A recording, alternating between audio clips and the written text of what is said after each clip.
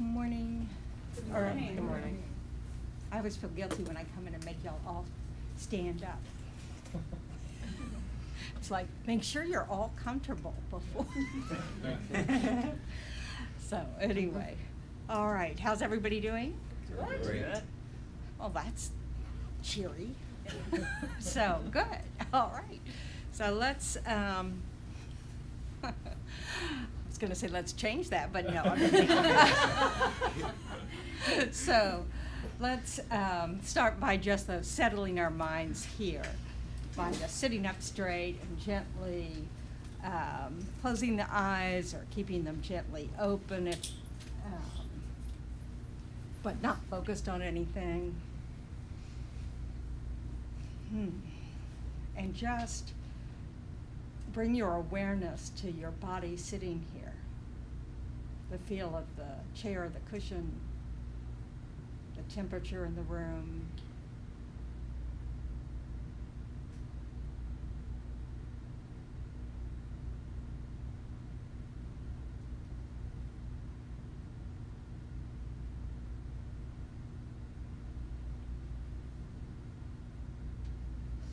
And scan your body to see if you're holding any spots with tension. And just breathe into those spots.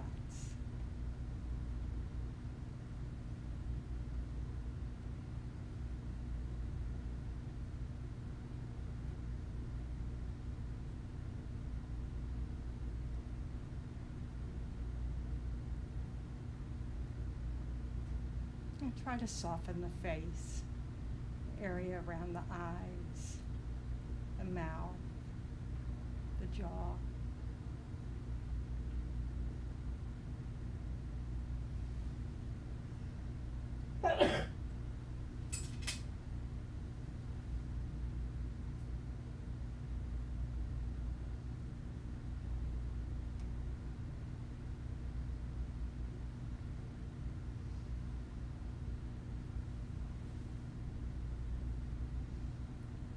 And then bring your attention to the sensation of the breath going in and out of the nose, right at the tip of the nose.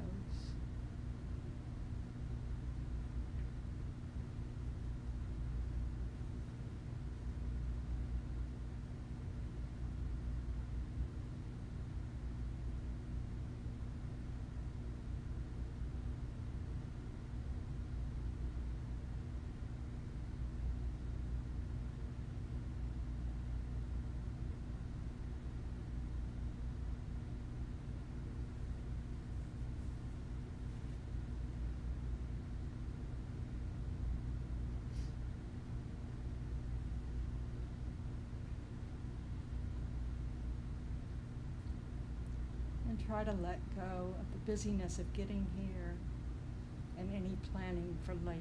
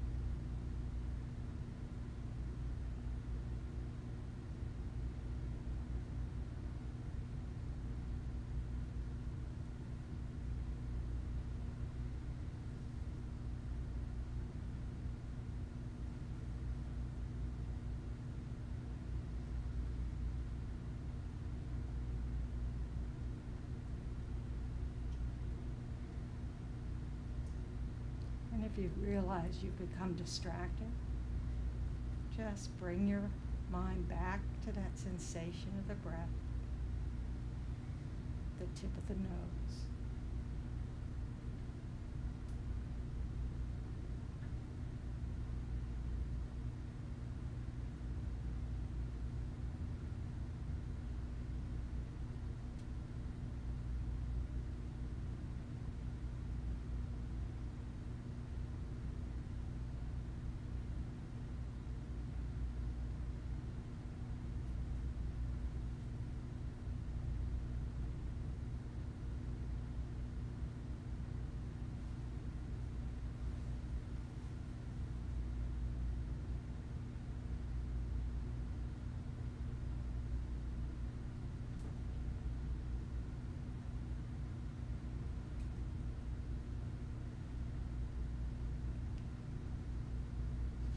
Now, if you haven't set an intention for your day, this would be a good time to do so.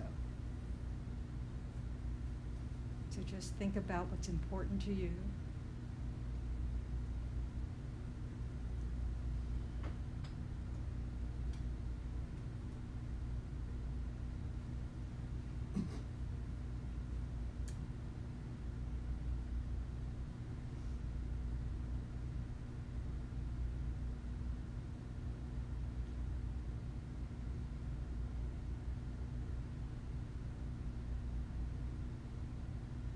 And think about how you can translate what's meaningful to you into actions for today, and set a positive intention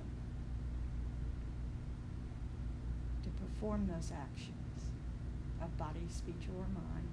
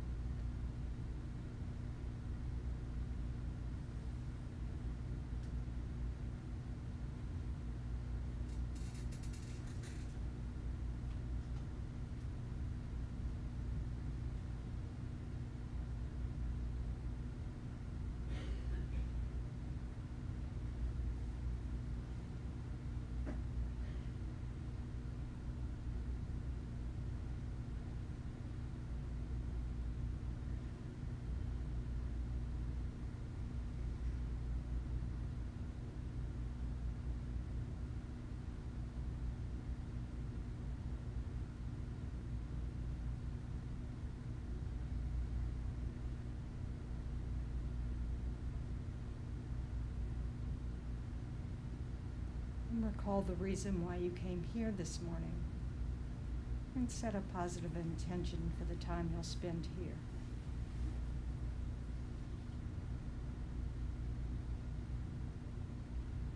It can be as simple as the intention to listen with an open mind, with an open heart.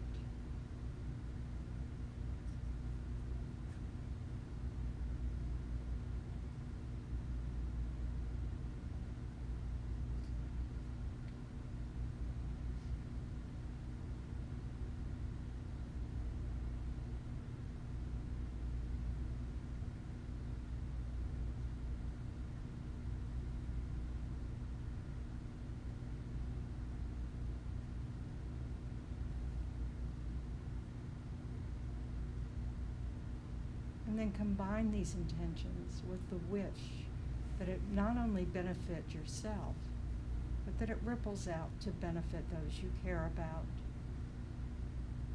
those you know, and just ripple out to benefit all sentient beings.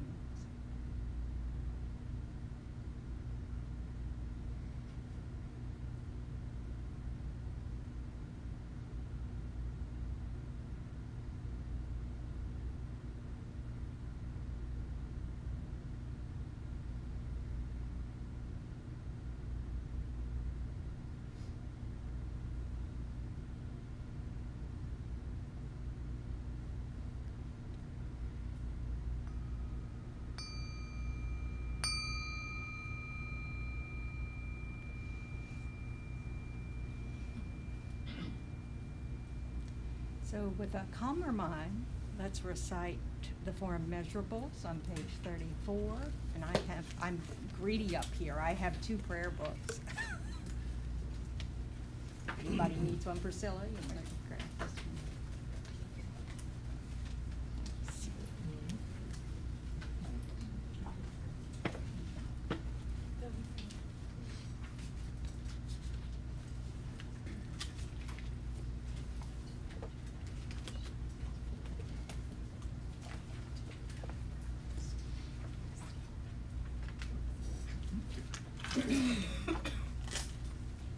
May all sentient beings have happiness and the causes of happiness. May all sentient beings be free from suffering and the causes of suffering. May all sentient beings be inseparable from the happiness that is free from suffering. And may all sentient beings abide in equanimity, free from attachment for friends and hatred for enemies.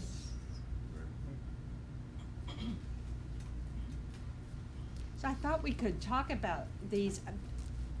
These four measurable minds of love and compassion and joy and equanimity have near and far enemies. And it's by looking at what the near and far enemies of these states of mind are, it can give you a clearer idea of what the state of mind is, so that we can distinguish that. So while I was reciting the equanimity, may all, now I can't remember it. This is why I look at it, because I get stage fright and can't say it. Just may all sentient beings be abide in equanimity. Thank you. Abide in equanimity, free from attachment for friends and hatred for enemies, or something like that. It's translated many different ways. And I was thinking about someone who asked me a question who's not, oh, there you are, right directly in front of me. And your name again? Jane. Jane. About what's happening with these Buddhist monks in Myanmar, So they're not practicing equanimity, So how does that happen? How does someone who's ordained behave this way? Do you mind just prefacing? I heard about protests, but I don't know much else about it. Well, I mean, they seem to be supporting, if not actively participating in the ethnic cleansing in Myanmar. They're inciting. They're inciting people to do it. So they're encouraging it. Or they're feeding the furor so that people will act in the way that can be expected that they will act.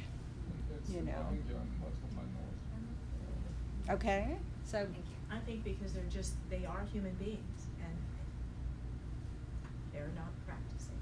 and what are they under the control of? Delusion, anger. Fear. Yeah. They've given in to their disturbing emotions, these disturbing states of mind, because they decided that it is necessary for the peace of Myanmar, perhaps, that this take place. So this is how powerful our disturbing emotions are. That even people who spend their lives in a monastic setting can go this far astray. So it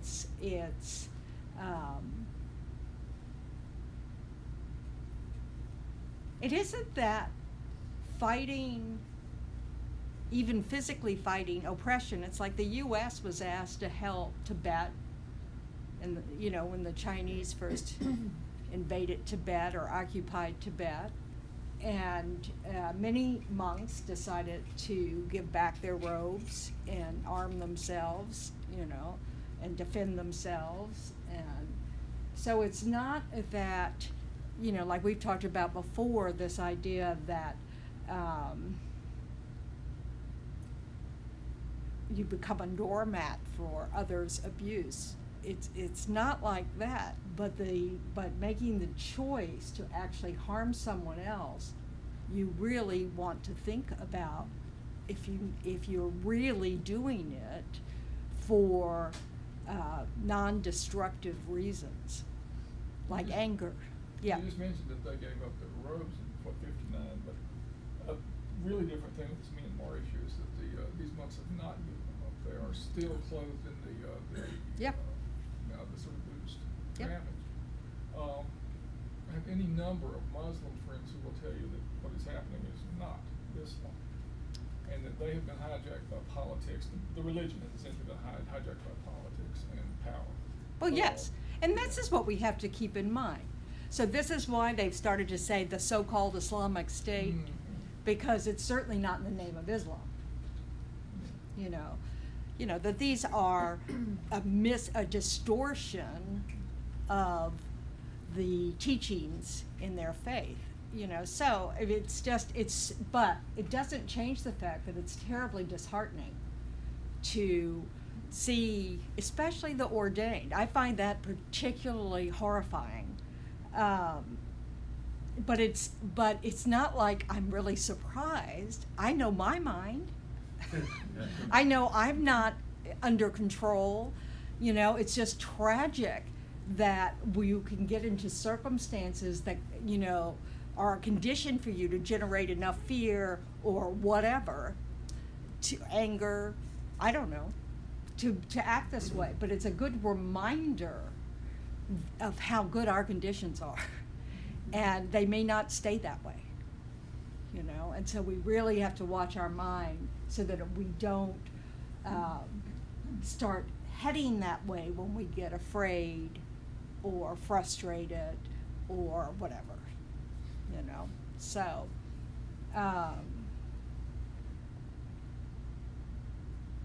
so what would be so we're talking about equanimity. So what would be the far enemy? The far enemy meaning basically the opposite of equanimity. Chaos. I didn't hear that. Chaos. Oh, equanimity actually it's an idea of seeing all beings as equal, the same. No one deserving more or less, that kind of thing. Yes. Greater than or less than, kind of? Well, it's attachment and aversion. Because attachment is it's a distortion of positive qualities, and aversion is a distortion of negative qualities. So both of those, it's not possible to have equanimity when attachment is present or aversion is present. Does it seem like these negative qualities, they seem to be like contagious, like if you're around somebody that's... Yeah, that's definitely why one of the teachings is to not hang out with bad companions, the troublemakers, But, it's like if you really are trying to work on a certain quality of mind and you haven't mastered it yet, then you really do need to watch the companions you keep, because they can trigger it. This is the whole point of why somebody might incite people to riot, is that they know it's contagious. We can influence each other. What is the indirect or the near enemy of equanimity? Would it be being overly judgmental and critical? That's really that's getting close to the far enemy. It's indifference. Because equanimity doesn't imply, it may sound like it implies, I guess, but it isn't about not caring.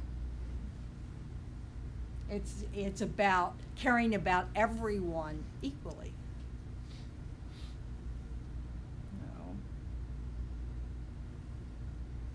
And that's a really important distinction, because we can easily fall into an indifferent detachment.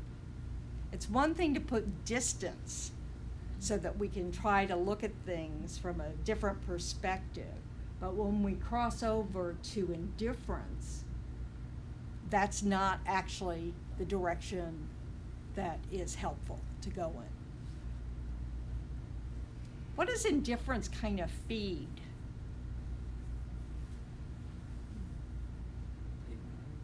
Yeah. Is that, I don't know. Did you have? No, it's like a lack of compassion. Certainly. Indifference is a lack of compassion. And it also feeds our attachments. You know, it's like if you're just indifferent, oh, I don't care what happens to, other countries, perhaps, whatever. You don't, may not express that, but it's likely to feed your, unless you've mastered these states of mind, it's likely to feed your attachments, which is the far enemy of equanimity.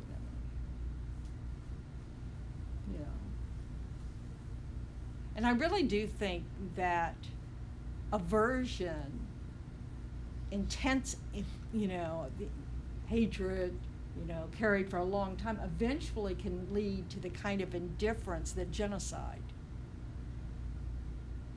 Where you just, you've hated, you've practiced the mind of hate so long that you don't see sentient beings as, valuable.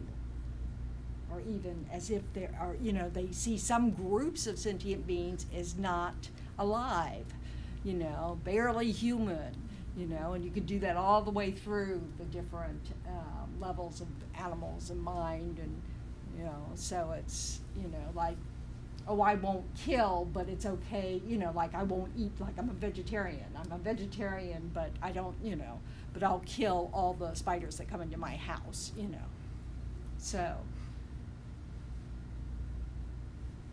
So we want to catch ourselves when we realize we're being, if we're kind of, instead of going towards equanimity, what we're really becoming is indifferent.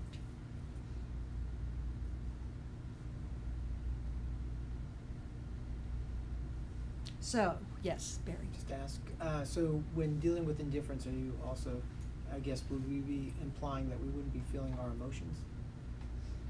Indifferent, I think, does say that. I think that's the meaning of the word. What, Chad? It would be, I think what you're saying is it would be quite selective. I might be very indifferent toward whatever's happening in Sudan. Or I don't think you can be very indifferent. Or you just be indifferent. You're just indifferent. I'm indifferent to what's happening in Sudan and indifferent to what's happening in Myanmar. But in terms of this attachment, feeding attachment, would it then perhaps feed my attachment to my own beliefs, my own people, that kind of thing? If you like them. Yeah, if you're not yeah. indifferent Well, towards like that someone. group.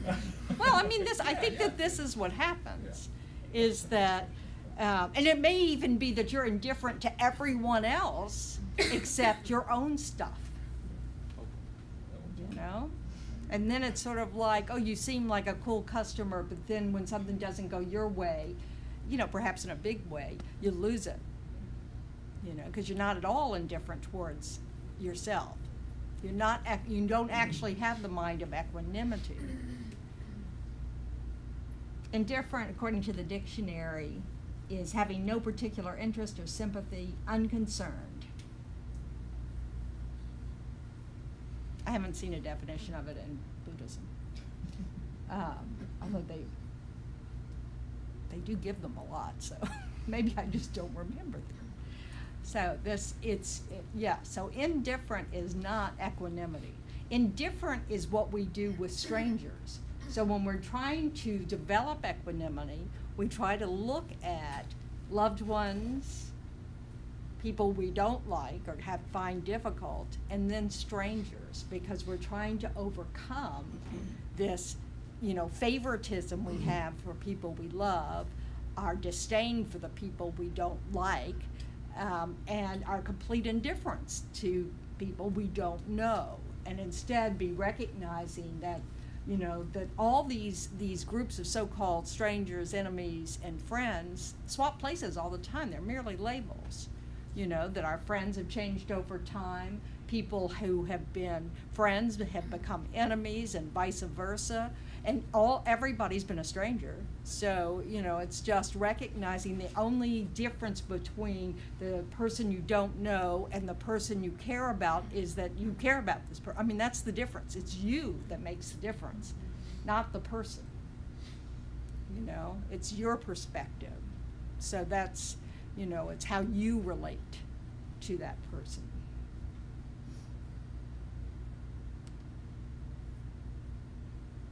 I'm really quite curious how your Thanksgiving went.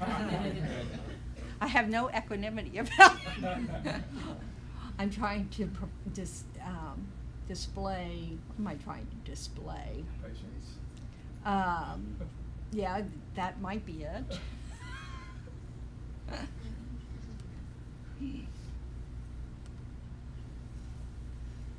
How about compassion? What's the far enemy of compassion?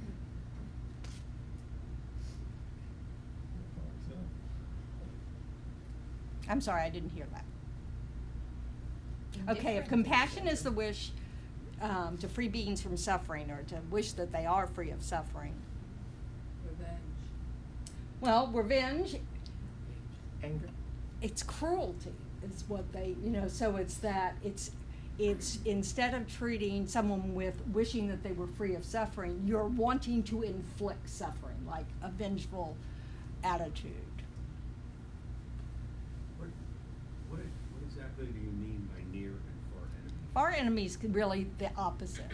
Near enemies are usually what we can mistake for that state of mind, and we're mistaken about that. So like compassion versus pity. So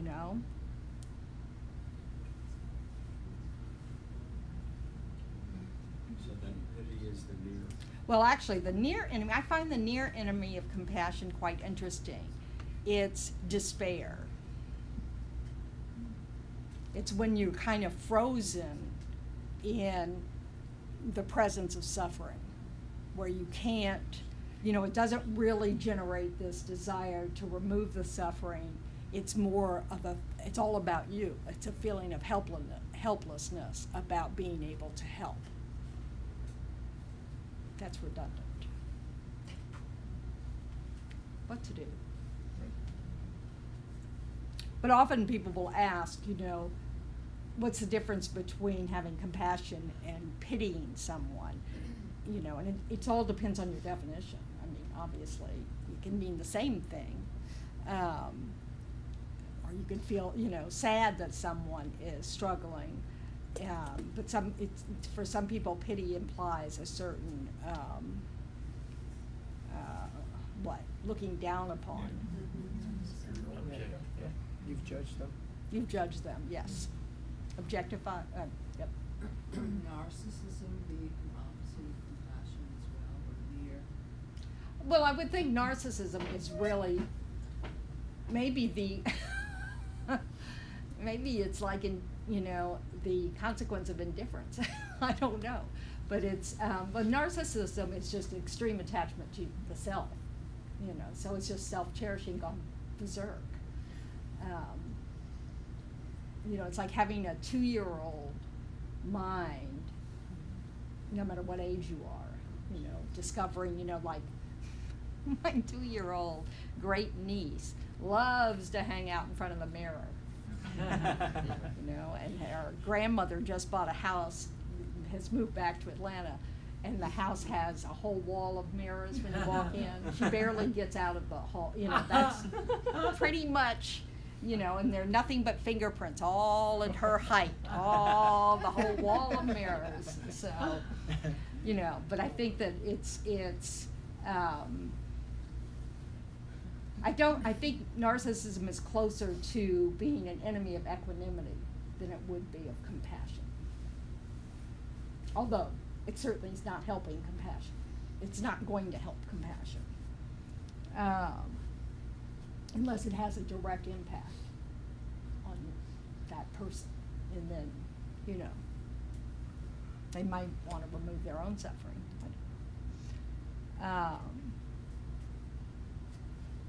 But so being able to sit with suffering is an important quality of compassion, and not get overwhelmed by it. And for us to recognize when we do get overwhelmed by it, that what we've done is shifted the focus from others to ourselves. Does that make sense? Yeah, we're all going to do that it's not like when you look at the suffering in the world that it's, but it's just recognizing that there's a shift there, And so this desire to want to help, we want to, look out for when we shift to making the story about us. Oh, I can't help. And then it affects our mood, and we just, instead of just recognizing our limitations, and being, it's cold in here. Nicole, can you hit it? Sometimes I can reach it.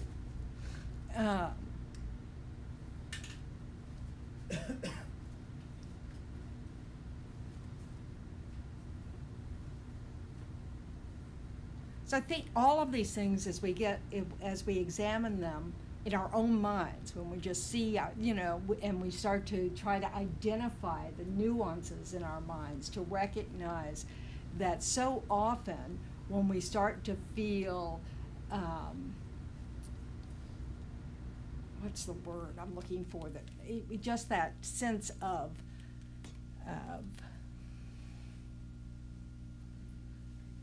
resignation, perhaps, that what we've done is we've shifted from other concern to self-concern, because we like to be able to help, but in many things we can't help directly. Dr. Brene Brown, she's a modern day researcher, philosopher. She gives a great explanation of what compassion is and what that self-pity is. That if somebody falls into a hole in the ground, and the self-pity is you shouting down to them like, hey, good luck with that. Yeah. And real compassion. Didn't you look where you were going? Right. And then real compassion is climbing down there with your beloved or stranger or enemy and saying, okay, what are we going to do about this? Kind of maintaining that equanimity and making yourself available. Right, actually wishing to remove them from this suffering situation. Oprah Winfrey has a quote that's only for a certain group of people. She says, when your limo breaks down, your loyal friend takes the bus with you. So, it's,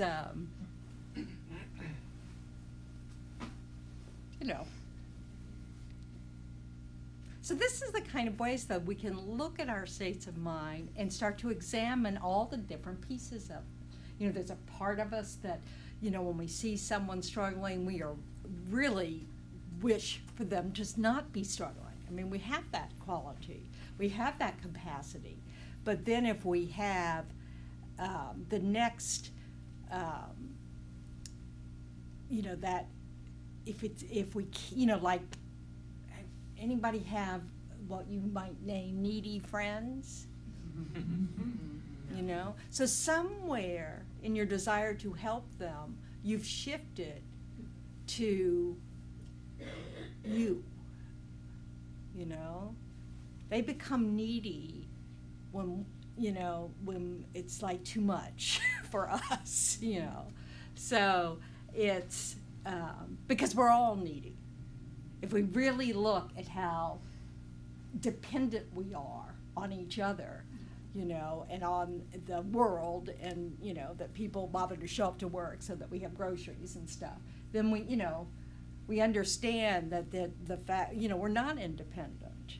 And so when we start to see others as needy, then we might want to look at ourselves and say, okay, what is this saying? Maybe we're not doing enough self-care. We have to take care of ourselves, but we really, want to see the judgment that's coming in there and see whether, maybe that needs tweaking.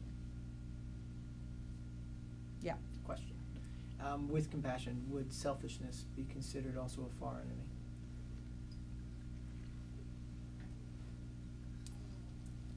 I think it doesn't help it, but no, I don't think it's a far enemy of compassion. Because then I was trying to put the two together, because, right, you could be acting selfish in the sense of, hey, there's someone down there, I'm not coming to get them, and then there's a part of also self-love that you get to do for yourself. Well, I mean, I think that, again, it's like, I think when they say cruelty, you know, it's sort of like laughing at the person at the bottom of the hole. And not only, maybe you even remove the ladder, you know, put the manhole cover over it. I always find myself wishing that there was a cop around when somebody speeds past me. Yeah. That's what. An immediate practice, you know, you'll get yours. Yeah, you know, and that you're really wishing that happened to them, you know. So, That's a good example. yeah, it really is. And, you know, like I have a lot of trouble with the current love of noisy motorcycles because I get scared. You know, I'll hear it and I'll jump. I'm going to get in a wreck one day just because there's one near me, you know, because I get so startled by it that I, you know, I'm at that point where, you know, you turn your head and the wheel goes with you. Yeah. Not terribly, but I'm aware that I'm, you know, when I was young I didn't do that, but that's not true now. I have to be careful. So, you know, it's this desire, you know, I really want them to be in my body going, ah! You know, when they drive by, so they understand that it's, you know, not to their benefit. So, anyway,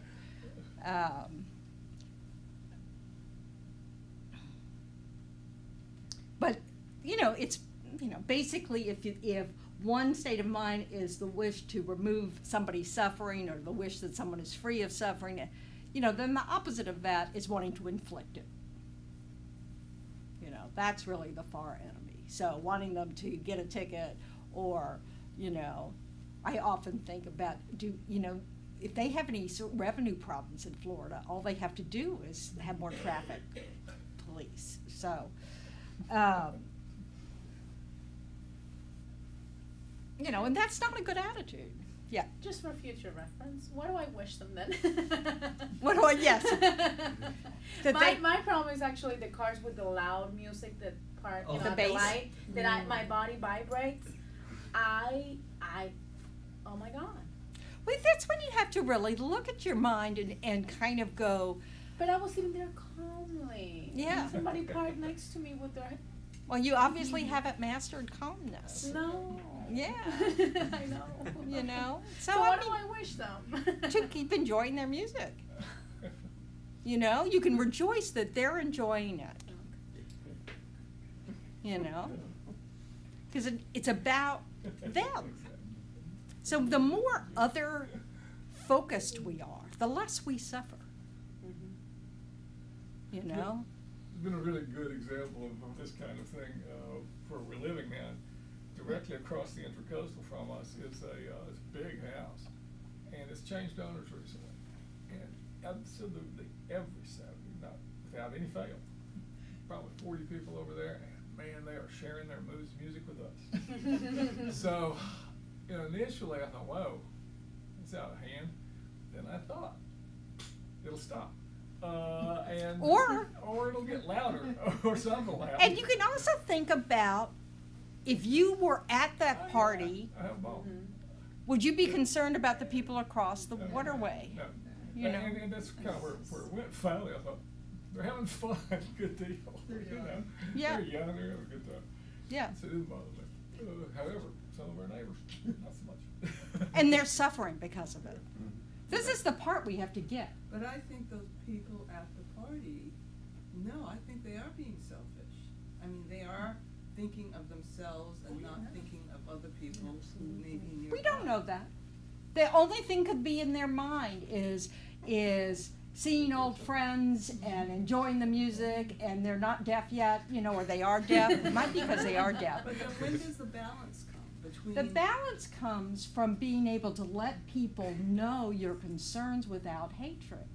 It's like you send them a note, or you go knock on their door, and just to say, I want to let you know that, you know, when you have these Saturday night dues, it's as if you're in my living room. That's how loud it is. And give them the choice to turn it down or not.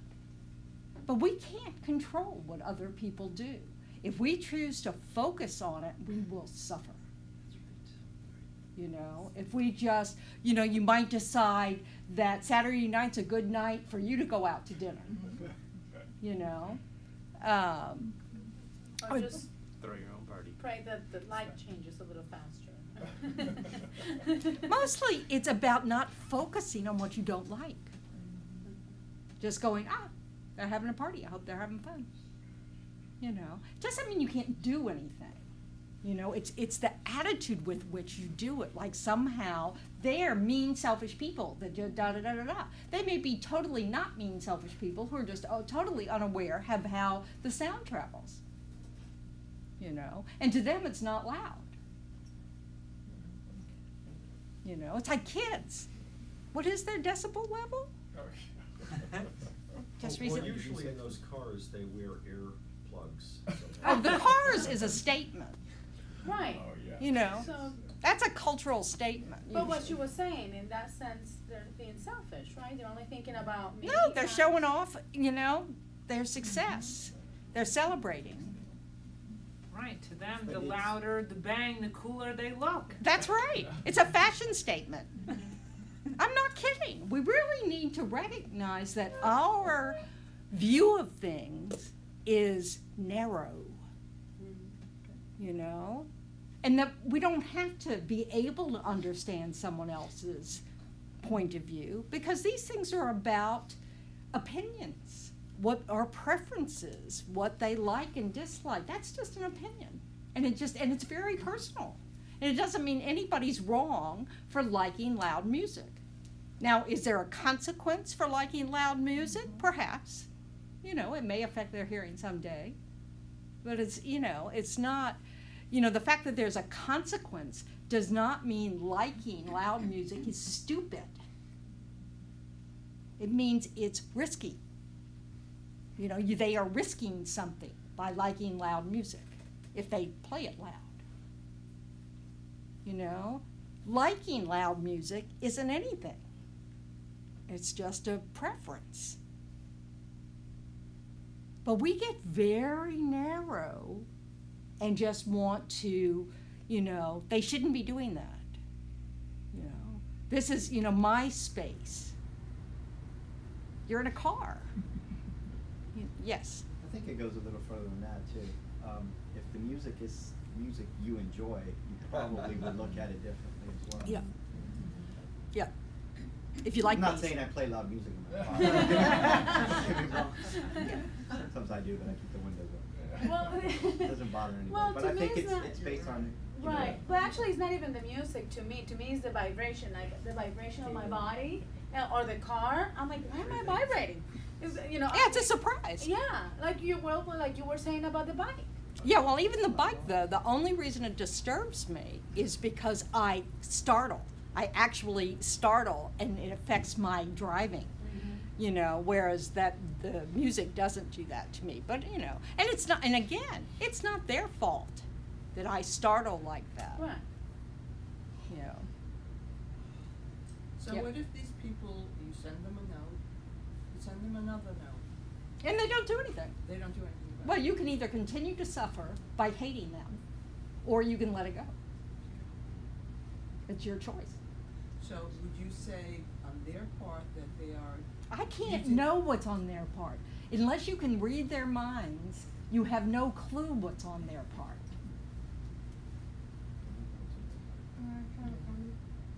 You know, it's not that you can't say, you know, I hope I don't act that way if somebody sends me a note about my parties. You know, you can choose, you know, that's not how you would respond. But we can't actually know what's in their minds unless we can read their minds. You know, we can only infer by their actions what we think they're thinking, but I don't know that that's useful. We can decide, well, I don't want to act that way towards my neighbors, but that's as far as we can do. We can't make them act a different way. You know, now if you befriend them, it's possible that they'll change their attitude about it, if they have an attitude, you know, because they know you. And then they'll think, oh, my friend lives across the way, I don't want it too loud, you know. Yes, Lizette. I would like to add that before we contact our neighbors, we are first to be knowledgeable of the laws, because the city of Deerfield, like for example here, there are regulations up to what time you can disturb the peace of your neighbor. So if they are complying with that, we don't want to be writing notes when they are complying with that ordinance. But you can still let them know that it disturbs you. As long as it's It doesn't, I'm not talking about the law here. They're your neighbor. It's fine to let your neighbor know. I mean, if that's what you want to do, you know, to let them know that you find it disturbing. That you know that they're not breaking any laws, you know, that you went out and bought a decibel reader, and so you know they're not breaking any laws. But, you know, this is what being neighborly is about. I was just thinking, excuse me, out loud, if you have a method of polite communication with them, put in a request. Could you please play my favorite music, that kind of music, and maybe they'll get the idea. The other music you don't like. I think directness is good. You know, but I mean, we have to take responsibility for our minds, though. If we're sitting there focused on the loud music and how selfish we think they're being, we're going to be miserable. You know? If it's a one-off, you know, then you let it go, you know. But if you know it's their lifestyle, then you can either like go make friends with them and say, by the way, I don't know if you're aware of how loud your parties are, but we can actually hear it across the way, and it's a little difficult to cope with or whatever. I don't know. I like loud music, so I can't say anything. But it's, it used to be at Chenrezig when I was in Australia. There's, so it's out sort of in the countryside, and it's on a hill, of course. But there were other properties around it, and every now and then they clearly were holding, you know, live bands and all this stuff. And we'd all just be trying to figure out where is it coming from, because you couldn't tell. But it was, you know, it's like you'd lie there and here you are, you know, you're a nun, you know, you can't go to these parties, you know, and you have to just kind of go, I hope they stop before dawn, you know, blah, blah, blah. You know, but I mean, the thing of it is, it's just like, it's funny to watch your own mind about it. Because I know there was a time in my life where I made sure I was at all those parties, you know, so it's just, but it doesn't mean we can't do anything. Of course we can have a chat with our neighbors. And of course, if they're breaking the law, we can, if we so choose, rather than talk to our neighbors, you know, call the police on them. You know, but there are consequences of all these actions. And so we have to take responsibility for those choices, you know. Yes? I'll tell you what we did. We lived in California. We managed an apartment complex, and we played loud music. We had parties. If the neighbor complained, we would invite them to come to the party. It's really true. It's funny how that can change people's perspective, but it's not always true. But yes, I mean, but so it's not about what is the solution. It's about accepting responsibility for how we're responding. So if you have, you know, it's like, okay, I have the preference for a quiet evening especially after a certain time, you know, whatever. But that's not the condition I'm experiencing. So what am I going to do with that? You can, I mean, I encourage people to be neighborly and let them know. But I mean, it's also about, you know, accepting the fact that they may not change, you know, and can you find a way to, you know, make those nights tolerable for yourself so that you don't spend the time and energy on just focusing on what you don't like. You know, but it's hard. Yes? I have a comment. Shouldn't we also stop and think of what we have done in the past? Everyone was young at one time or old or whatever. And did you ever play loud music? And when you did, were you thinking about the other person? You know, before, and I know certain things bother and that's understandable, but everyone's done something. And what were you thinking when you were doing that particular thing about the others around you? Yeah, it's really helpful to, you know, if you're familiar with karma, to remember that, you know, this didn't happen in isolation according to the Buddha. That you're experiencing this because you've created the cause to experience this. Also, there are many times, you know, like I was on the plane the other day, and there were some people who were actually having a good time, you know, on the plane. You know, they're chatting with their friends, you know, and da-da-da-da-da. And then it's a little loud because, of course, to hear over the sound of the thing. And I was thinking, oh, my goodness, I hope they're not like this the whole flight. And then I thought, oh, get over yourself. You know, I mean, it's a plane. It's a tight space. And if somebody wants to have a conversation with a neighbor, there's nothing wrong with that. I mean, you know, get over yourself. I mean, it's just so funny how we can get so tight. But it's like, okay, there are many circumstances where our very presence annoys others. You know, there are people who really don't like having a nut on their plane. You can start seeing it in the waiting area. It's like, this plane will crash. You know, uh-oh, do they have a bomb? I swear I was followed by 2 security people at the airport, you know. You know, so it's just, you know, this is, and I mean, you know, okay, that's reasonable, you know, there, you know, whatever. But it is really a good, these are the different strategies. You kind of look at, what did you do when you know, have you ever done this? Is it reasonable to expect the world to be like you want it all the time? No. You know? So you have to ask yourself, is it reasonable that now that you're, like me, an old fuddy-duddy, that you don't like people to give parties? You know, I don't want to live near friendly people because they give parties. I kind of like that, so I understand this, you know. But I mean, it's really accepting that there's a bit of selfishness on our side about wanting them to change what they're doing, you know. And of course there are limits to it. That's why there are laws about it, you know. It's you know, but putting it in perspective is so helpful.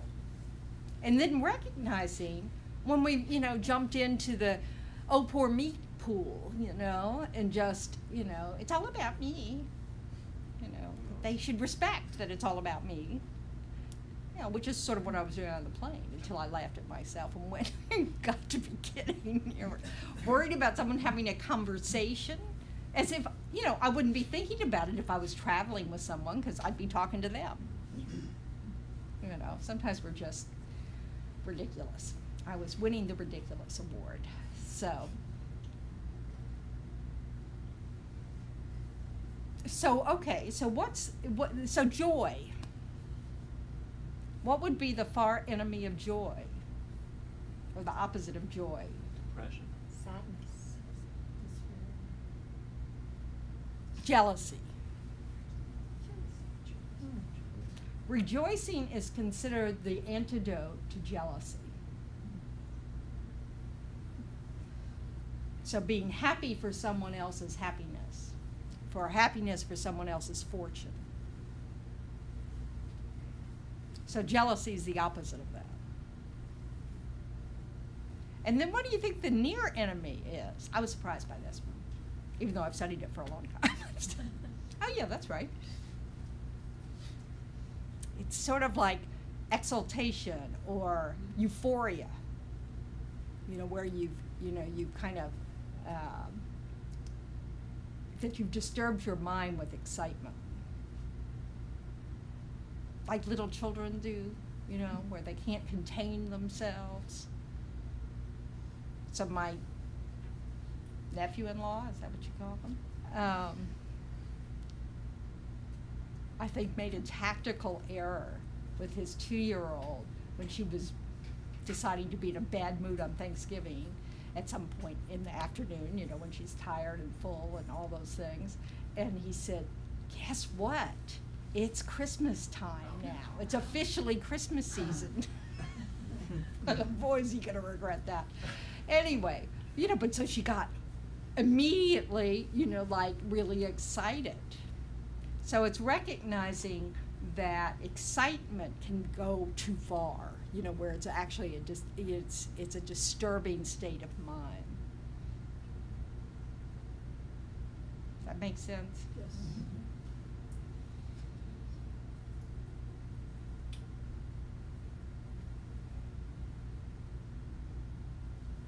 Love. So love in Buddhism is the wish that others be happy. So what would be the opposite of that? Yeah, it's ill will. It's wishing others to suffer.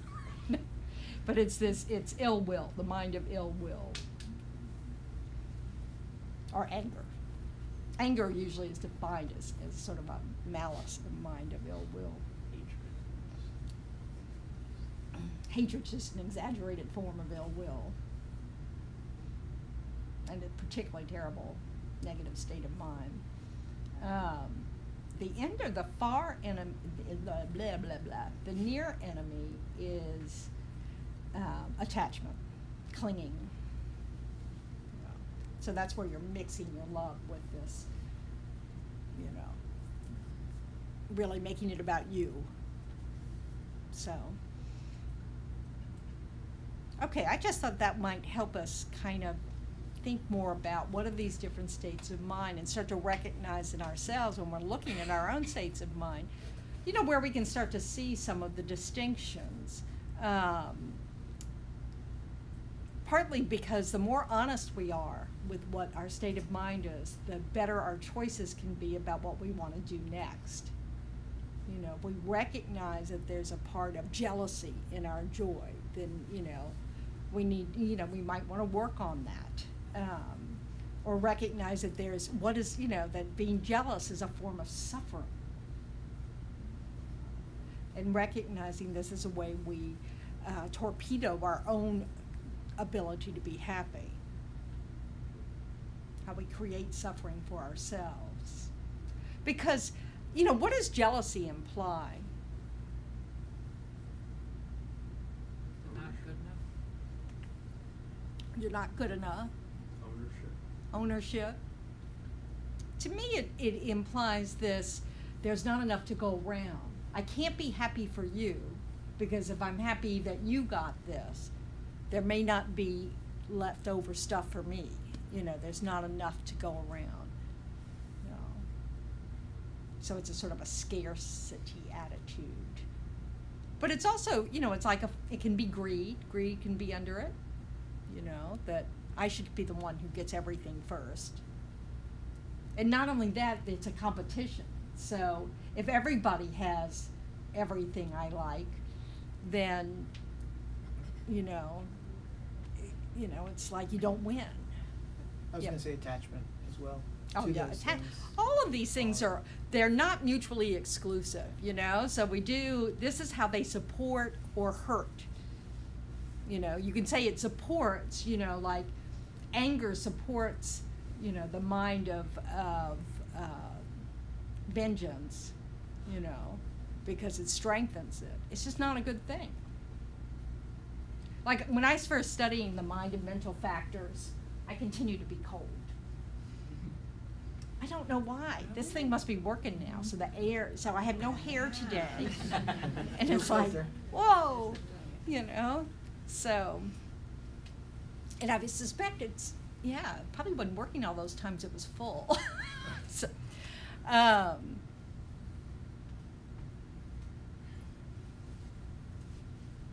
love it when I distract myself and I have no clue what I was saying. Jealousy, competition.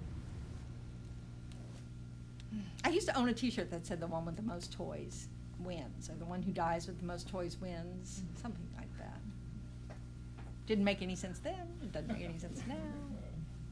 But, so how did did anybody have a family gathering? Yeah. How'd it go?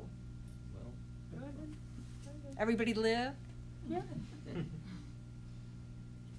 Very good. I had a delightful time. So. Were you in town? No, I was in Atlanta visiting my step relatives, and there's a 2-year-old and a 5-month-old, and they were delightful. Particularly the 5-month-old, because I'm a baby person. Who knows why? But I really like babies, so. And they were happy babies. Maybe that's what I like. I really like happy babies. That's probably more accurate. So, but it was delightful. So anyway, but I was thinking about part of the reason why it was delightful, and it was really because I was just there for them. I didn't have an agenda. My relatives weren't there. You know, my brothers weren't there, so that was easy. I didn't have an agenda. It made it much easier not to have an agenda. You know, and that I didn't have a car or anything, so I didn't have any place to go or anything, or have any wish to go anywhere or anything. So pretty much I just went along with whatever was happening, and just, you know, and when the babies showed up, I would just completely entertain myself with the babies and not do anything else, you know. So, and then, you know, and I never have an agenda about, you know, Thanksgiving dinner. It's just, you know, who knows? I might be able to eat, I may not be able to eat. They actually made all these dishes without chicken broth in them, so I could eat a lot of dishes. I thought that was very kind. You know, so it was, but I was very aware it's because I had no agenda. You know, I really didn't need to go anywhere. I was not interested, I mean, you know, in going anywhere. I didn't, you know, whatever. And they didn't need to keep me company, and they didn't, you know, it was just, so I was just there for Joan. I lost lots of games of cards, and, you know, which makes her very happy. But it's, you know, it was just real clear. Now, it'll be interesting to see how I do it at Christmas when my brothers are there, to see if I get hooked. So, but, well, I'm glad that you had successful family gatherings. Yay, we can rejoice about that. How did people who didn't have a place to go do? Was it a good day? Pretty good. Got some nice Indian food. Ooh. That's kind of a funny. 'Cause you don't remotely mean the kind of Indian food that can come to mind with Thanksgiving. I learned about, you know, it was Lincoln that declared Thanksgiving Day a national holiday during the Civil War. You know, for people to, you know, to give thanks, you know, for their families, and so many people were being torn apart because it was a civil war and all that stuff. So I found that very interesting and very Lincoln-like. And there's no mention of pilgrims, all of which I find interesting. But obviously been being celebrated because he just then made it official. So, but anyway, so it was, that was nice to learn about. So what's up in their minds? How are the minds?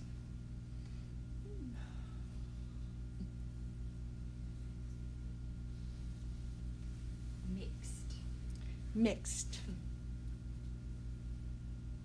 Which is what it usually is, isn't it? Kind of mixed. Peaceful. Oh, that's nice. Anybody have a particular thing they'd love to work on? Patience. Next week, next Sunday, Geshe Tinley is coming, who is the teacher at Curricula Center in Boston. So he'll be in Florida. So he's going to come and do a teaching on patience. And he's supposed to be delightful. So we probably won't need any patience to listen to his teachings on patience. But so that will be good. Patience is such a necessary skill for so much of everything. Patience is not the mind that wishes there was a cop around. You know? Patience is, you know, not the mind that, you know, wants, you know, I won't reveal all the terrible thoughts I have. Yes? So then, what is impatience, and why does one have impatience? We have impatience because of self-cherishing. Being selfish. Yes, being self-centered. You know, where we really, you know, we want everything. We almost have an expectation, which is weird, of everything going our way all the time. And so when something interrupts that, we start to get impatient. And then this can lead to anger when it's a bigger, you know, when it gets bigger and bigger, or when our attitude just gets more and more pitiful. You know, I think being narcissistic would make impatience, you know, be a condition for impatience unless everybody's catering to you. You know, so it's this, but it's all about me. You know, and so and so probably most people have themes of their impatience. You know, people who have a lot of patience, it probably takes a lot for them to display impatience. But others, like myself, who, you know, excel in impatience, you know, it's, you know, most conditions are conditioned. Because I can always see what's wrong with the situation, you know, for me. So, again, this is again about being so self-focused that, you know, you don't have any compassion for the cashier who's just broken the machine, you know, or there's run out of paper, or is new and is in training, you know. You just think they should not be allowed in the line, you know, as a cashier until they don't make mistakes, you know, those things, you know. It's unrealistic. How are you gonna? Really? You know? Yeah. Yeah, exactly. So we want to look at, when we're impatient, you want to look at where's your expectation here? You know, what's going on is, you know, it's usually that there's some expectation that you don't even know you have, but you expect this to go smoothly, and it's not. And is it a reasonable expectation? When do we think it's reasonable? Like we might think it's reasonable that people don't, you know, that people are aware of their loud music. You know, and that might be disturbing to others. We have we have the expectation that people stop at red lights. You know? We have the expectation that people will speak with courtesy. Yes.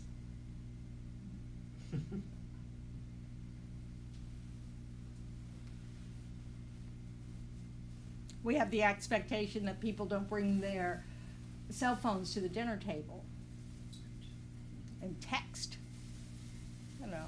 So we want to look at those, and, you know, like, and parents have to do a lot of this, of trying to assess, okay, you know, whether something is good training for their children. Now I'm hot. I just thought I'd share that. So those expectations, although of course we're going to have expectations about the red lights, you know. Otherwise, what ends up is that you stop whether there's a red light or not, because you want to make sure those other people are stopped at their red light. And then the person behind them gets really annoyed, you know, because, hey, it's a green light. It doesn't get any greener, you know. All those kinds of comments people think, you know. But then, of course, what happens? Someone runs a red light. Why? They're impatient. They're in a hurry. No, they don't see it. Why else? They're dysfunctional. They're dysfunctional. Which means what? They're a person. They're an ordinary human being that makes mistakes. So we're not safe.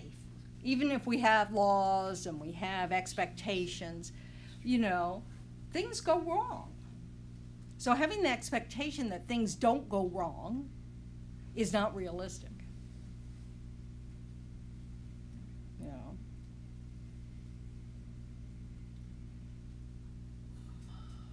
So that state of mind that often arises is, why me?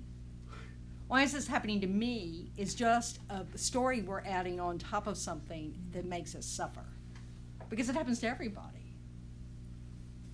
You know, it's just right now happening to you. The person who runs the red light, hits your car. You know. Yes, It's Debbie. also the sense, like say with the cell phones at the table, like if the conditions were different, like people didn't have cell phones, like it would be a source of happiness, but the meal could still be boring or. Oh yeah, and we have to, I mean, after all, we shouldn't have to be bored. Mm-hmm. You know, this is what's ridiculous, is that it comes from this is what self-cherishing does, is this, it has this, and self-cherishing in and of itself is not a negative state of mind. You know, it can be a condition for suffering. So this idea that everything should be entertaining to me, to be, go my way, to, I don't know, follow my rules, you know, all this kind of stuff is a setup for focusing on what's not going your way. You know, being impatient or not liking a conversation. So, you know, but this is the thing we have to really understand, that if we're not willing to listen to our table companions, why should they ever listen to you? If we have to have nothing but riveting dinner companions, you know, what are we setting up there? We're saying that you have to perform for me. You're not a member of my family. You know, it's almost like I've paid good money for these tickets, you know. So we really, and it puts distance between us if we're not able to tolerate, you know, brief periods of time where they're not doing something that either entertains us, interests us, or, you know, that we agree with or whatever, you know. So we just have to really challenge ourselves to say, what is, you know, it's fine if you choose, you know, the whole family chooses to just, you know, stay on their phone throughout dinner and whatever. I mean, it's not much different than watching television while you eat or other things that we do to distract ourselves, you know. But it's also, if you like having conversation with your family members, you know, you're making that not be possible if that's, you know, the kind of thing you want. You know, so it's a choice. It's really a choice. It's not like there's only one way to do things. It's just about taking responsibility, though, for consequences of our actions. You know. So if you always read the newspaper, the old days it was the newspaper, right? If you always read the newspaper at breakfast, that meant you were not going to see your children at the breakfast table. And that can be a choice, and it could be a good choice. I don't know. So it's just a choice, though. It's not, you know, if your kid comes and doesn't eat and leaves and goes to school, and then you put down your paper and you go, boy, they didn't eat enough breakfast. Well, too bad you missed your chance to help them with that. You know, whatever. But it's about recognizing that our actions have consequences, and that also our expectations can be creating conditions that are a setup for suffering, you know, for our own suffering. You know, so it's about deciding and seeing that it, you know, what would it be like if I didn't do this? What would it be like if I didn't have something else I could immediately turn to if I'm bored? Because again, patience, you know, can be a good strategy with boredom. You know, it's sort of like an invitation to see if you can get through that self focus to, you know, how can I care about what somebody else is saying?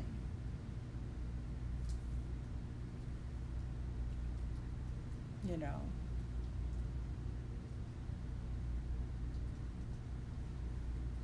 How can I, instead of doing what I'm doing, get up and do something else, you know? Instead of flipping the channel, you know, just move on, do something else, you know, whatever. But it's recognizing that some states of mind we are just choosing to have almost, instead of trying to do something differently.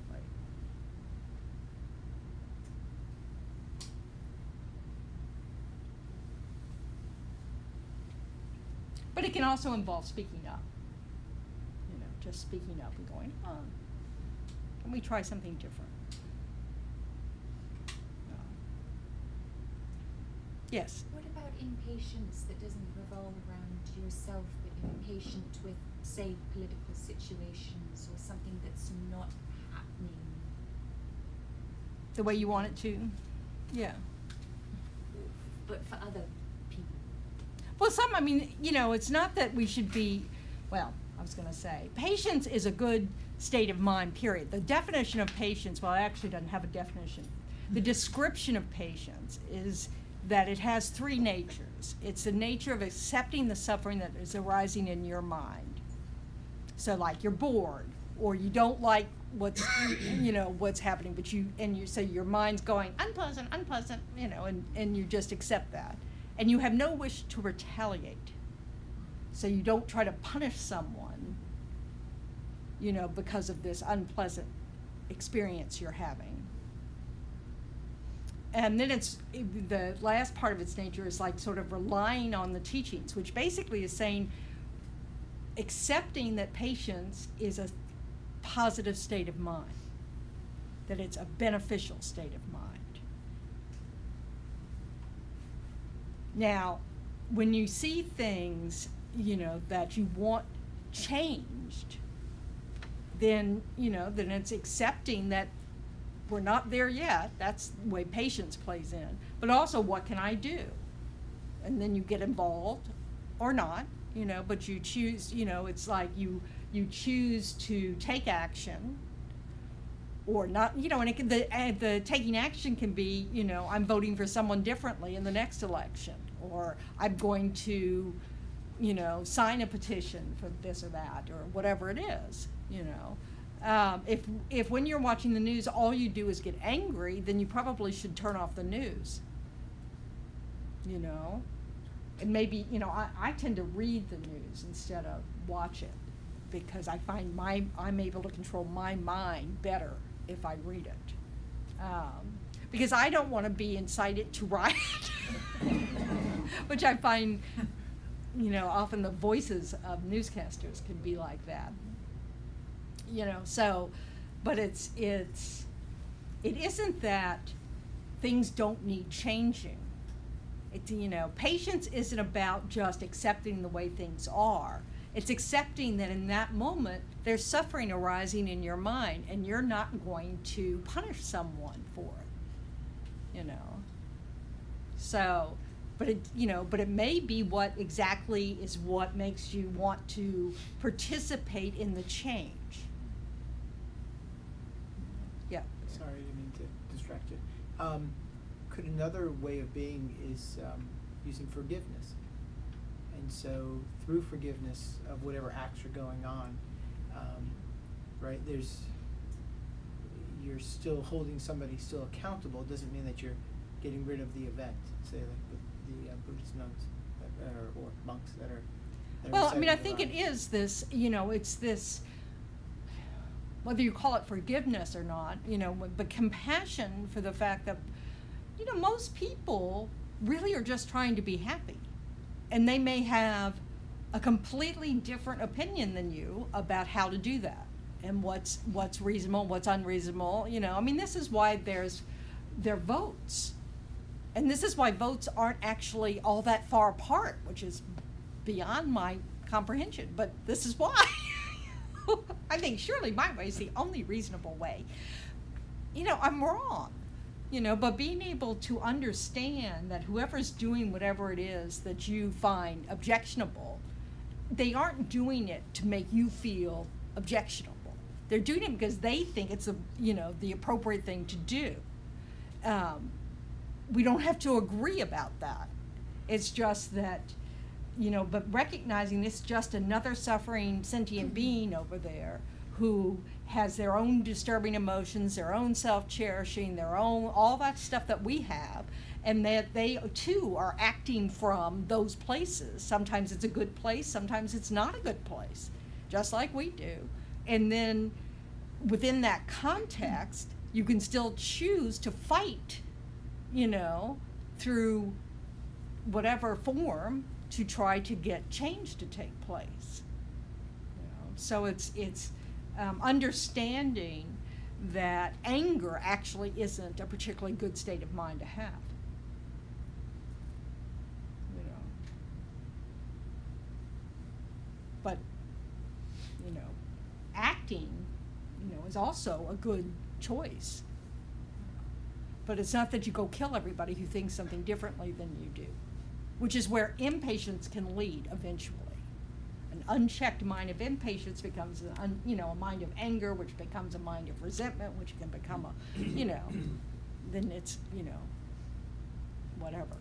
So this is why we want to just notice, because, you know, so when you start to get angry, it's a good time to turn off the news, you know, so you can chill out a little bit, so that you can, you know, perhaps, you know, that's a time to go see what others are doing about it, and maybe you'll want to join with them. Does that make sense? But the first step is just going, ooh, I'm suffering. You know, that moment, I don't like, I'm suffering. And then accepting that suffering has arisen in your mind, and that you don't have to act from that place. It's sort of like when you decide that you're going to practice not killing mosquitoes.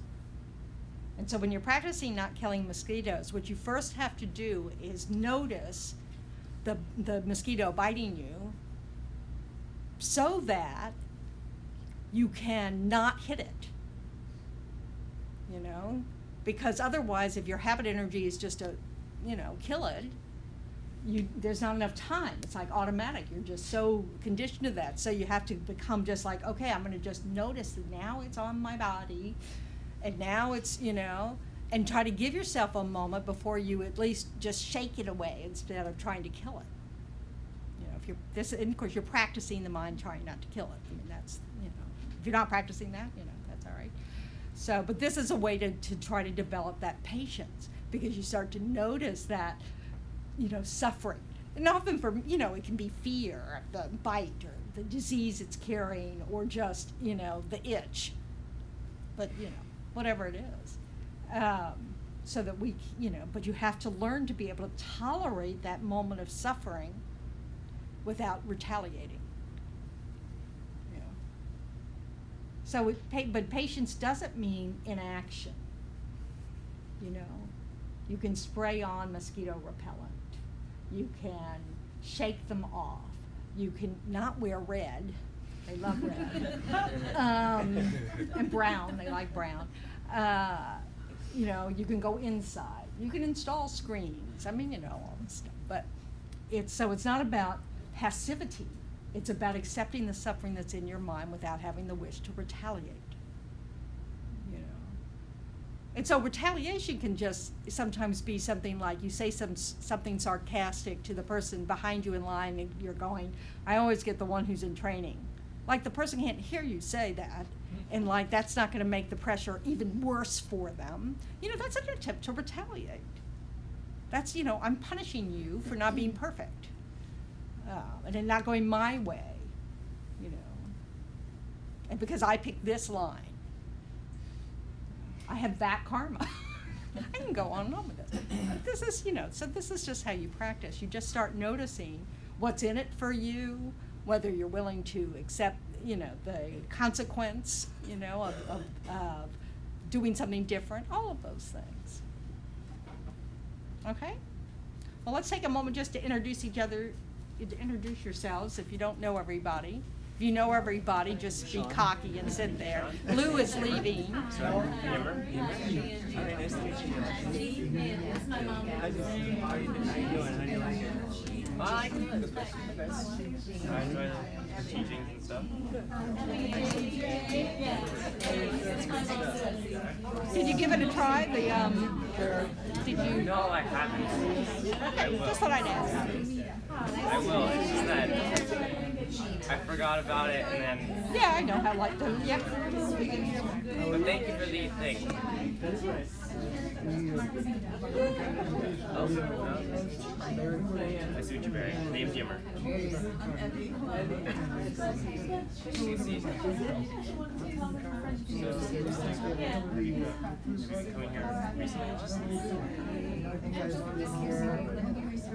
here recently. Yeah. I am kind of new here too. Mom. Invited. Okay. Diana?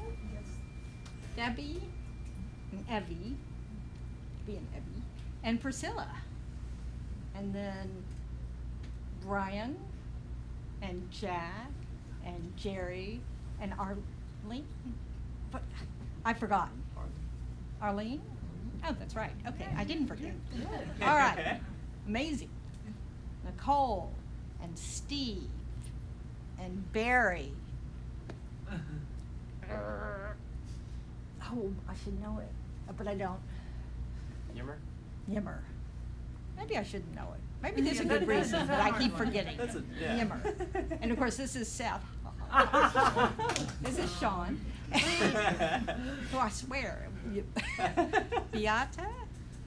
I don't think I know you. Valerie. Valerie. Jane. Yes. Lucy. Lucy? Lucy. Lucy. Hello, Lucy. Hello. Angie. Angie. Gina. That's a first. I always forget Gina's name. Alex. Alex. Another Jane. Chad, Lizette, and Francois. So thank you.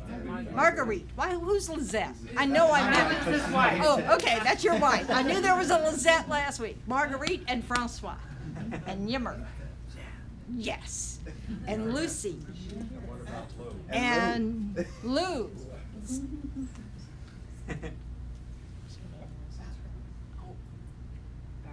Valerie. Thank you, Nicole. All right. All right. We're doing good. All right.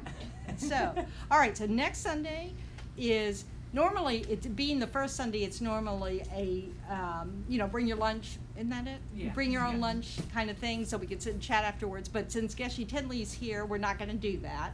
I mean, you're welcome to still bring your lunch, and but we're just not gonna, because we don't know when that will actually end and all that kind of stuff.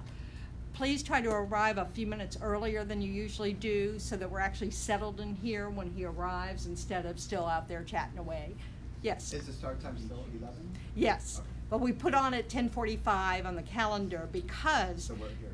Tibetan etiquette, you're waiting for the teacher. I mean, that's the idea. You want to show that you are so, you're ready for the teaching. You're just so thrilled to be here that you actually are ready.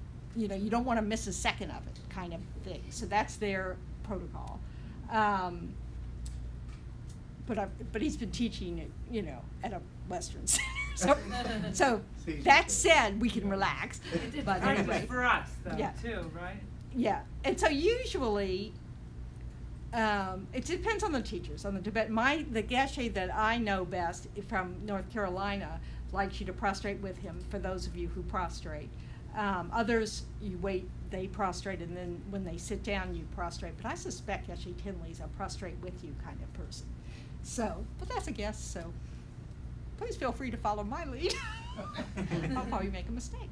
So, and generally, you try not to get up and go get something to drink, and you get up if you have to, but it's not, again, it's for the same reason that they're giving you a teaching, so you don't just go meet all your little desires, so keep that in mind, but mostly relax. And how long is the teaching? It's just the usual. Yeah, so hour and a half. Yeah, he may run a few minutes over. And Yeah, so, and also it's traditional at the end of a teaching, if you want to offer a kata and a small offering, financial offering to the teacher. But you can also, we also give an offering, so you can also just give to the center, and, you know, if you just, because we also make an offering, so. But, so, that's all I know about that, yes. How do we offer it to him? At the end, Or do we just like?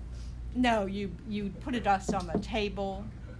follow the person in front of you. Huh? Yeah, just follow the We person. will all kind of give, so you just follow the person in front of you.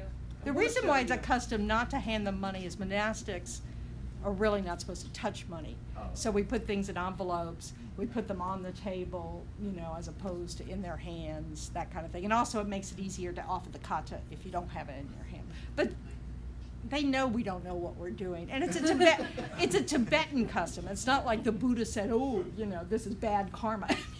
It's not like that. This is just cultural, you know, so we're trying to do that. So, and then we have Guru Puja this Tuesday, for those who like ritual.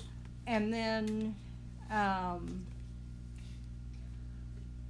soon we're having a curry dinner, Yes, right? on the 9th. On the 9th. December That's a 9th. Saturday night, so just to celebrate each other and make, and you know, it's a little fundraiser for the center. And that's kind of all I know. Yeah, that's. Pretty much all we need to know. $25 for that per person, and that includes vegetable curry, a soda, sides, and dessert, so it's kind of a good deal and a good opportunity to come, hang out, support the center, and Meet each other. meet each other, exactly. So, you Do know. we need to RSVP? So Yes. It is preferred, Okay. yes, especially by next Sunday or Monday, so that we can plan to have the right amount of food. Right. Sure. If you want to be Otherwise- able to eat, it's really nice to RSVP. Right. So, because that kind of goes together. So anyway, okay, well, thank you very much. Let's dedicate. I'm really slack, 2:46, I think.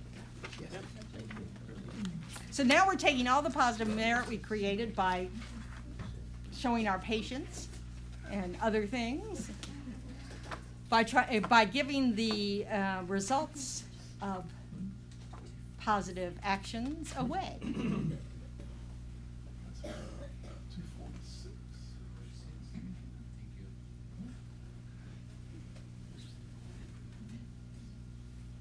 May all sentient beings Everywhere. plagued by sufferings, body and mind, obtain an ocean of happiness and joy by virtue of my merits. May no living creature suffer, commit evil, or ever fall ill. May no one be afraid or belittled, with a mind weighed down by depression. May the blind see forms and the deaf hear sounds. May those whose bodies are worn with toil be restored, finding repose. May the naked find clothing, the hungry find food. May the thirsty find water and delicious drinks. May the poor find wealth, those weak with sorrow find joy. May the forlorn find hope, constant happiness and prosperity. May there be timely rains and bountiful harvests. May all medicines be effective and wholesome prayers bear fruit. May all who are sick and ill quickly be freed from their ailments. Whatever diseases there are in the world, may they never occur again. May the frightened cease to be afraid, and those bound be freed. May the powerless find power, and may people think of benefiting each other.